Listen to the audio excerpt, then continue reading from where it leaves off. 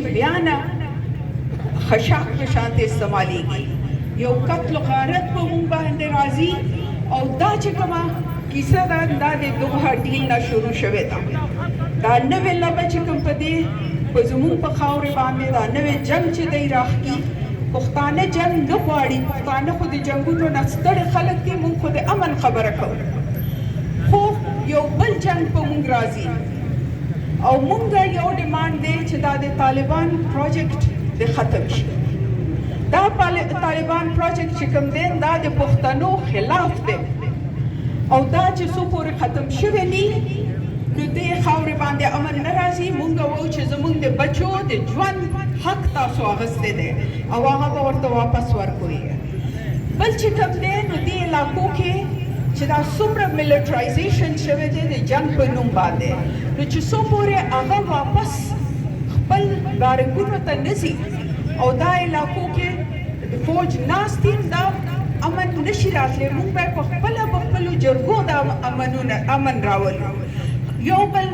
توجه کلی په کلی زه نن نورت وزیرستان کې دا 3 ورځې 4 ورځې نه کلی په کلی وګرځېدم چې پښتنو ته ووایم چې امن له به موږ په خپله راپاسو زمونږ د بچو ته د ژوند او خیر پکار دی نور مونږ جنګونه نه د نور چا د جنګونو خشاک مونږ خپل بچي نه جوړو نو تاسو ته مې هم دا دغه دی چې تاسو دلته په ګرمۍ کې ناست یئ زه خو حیرانه یم چې د پښتونخوا ګوډاګي حکومت نه هم څوک نه دی راغلی تاسو له او د مرکز نه هم څوک نه دي راغلي دا خو د شرم خبره ده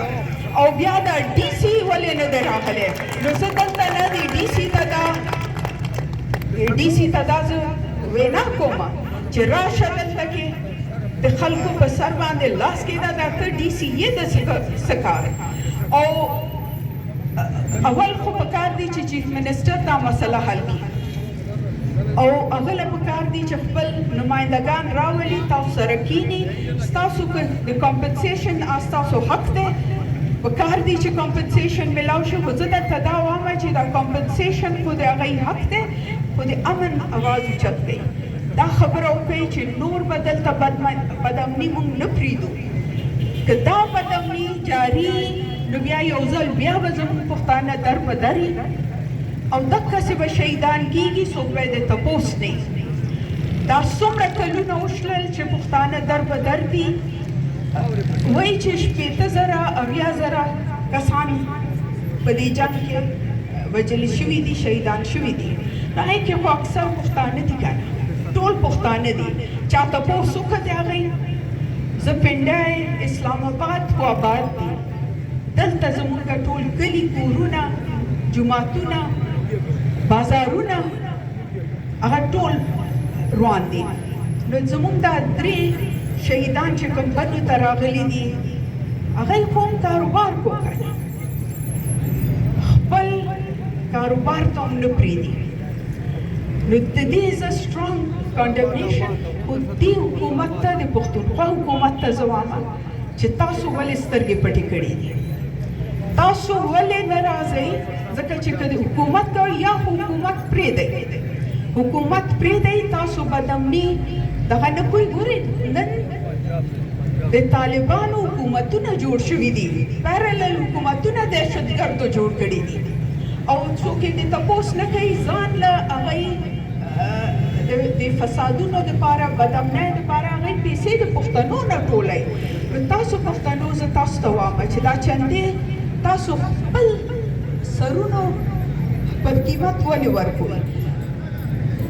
پښتون پې وجني دا پیسې چې کوم تاسو ورکوئ پای باندې پښتون وجني هغوی نو د لر او بر پښتون به لږ بیدارېږي بله خبره چې دا ده د پښتونخوا حکومت منسټر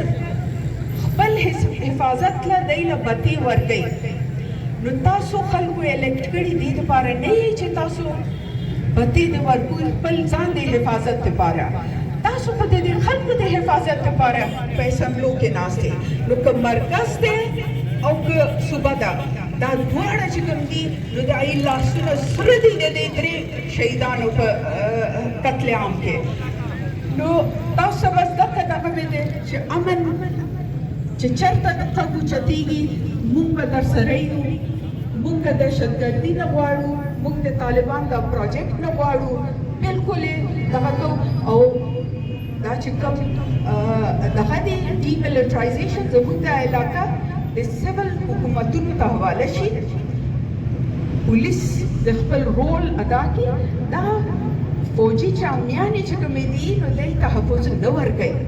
تر اوسه پورې د هغوی مخامخ هر چېرته ما خو دا ټول نارت وزیرستان وکتله، په غرونو کې هم پیکټسي دي، چیک پوسټونه دي او خلک دقسې هغوی باندې ټارګټ کلینګ وشي. دا څنګه کېدی شي؟ دا څوک دي؟ دا ټول ګوډاګي دي، دا ټول ګوډاګي دي. او دا یو لویه لبه روانه ده چې کوم شاته دا چین، امریکا او د روس دا لبه روانه ده دې خطې کې، او هغې کې موږ به بیا نه پښتانه خپل سرونه نه ورکوو. نو امن نه راپاڅئ. ډېره مننه، زه به تاسو سره ناست یم او زما دا خبره که څوک دغه ته رسولی شي د دلته کې ډي سي ته چې سمدستي راشه، دلته کښېنه، مذاکرات وکړه، د دې مسلې حل پیدا کړه او نور چې بد امني ونه شي په دې علاقې کې. ډېره مهرباني.